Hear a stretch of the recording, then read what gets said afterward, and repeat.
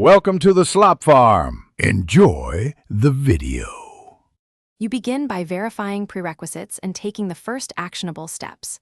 Install the Flutter SDK on the stable channel and add it to your path so Flutter commands work globally. Next, install Android Studio and the Android SDK, selecting Platform 33 and command line tools. This ensures compatibility.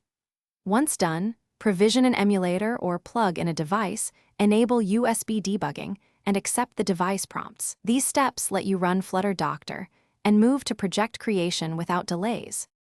You now create and configure the project so Android Studio builds reliably.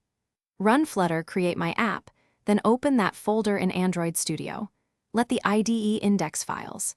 Make sure the IDE points to the correct Android SDK path and update Gradle and compile SDK version to match installed SDKs, which avoids build errors. Configure app signing for debug or provide a key store if needed. If your dependency count exceeds the 64K method limit, enable multi-dex in build. Gradle, you finish by running, testing, and knowing how to troubleshoot. Start your app with Flutter Run or the IDE Run button, then select the emulator or connected device. Use Hot Reload to inject UI changes and Hot Restart for state resets. These speed iteration. If builds fail, run Flutter Doctor V to find missing components, then inspect runtime errors with a dblogcat or Flutter logs. Make sure to clean with Flutter Clean and rebuild if caches cause strange behavior. That resolves many stubborn issues.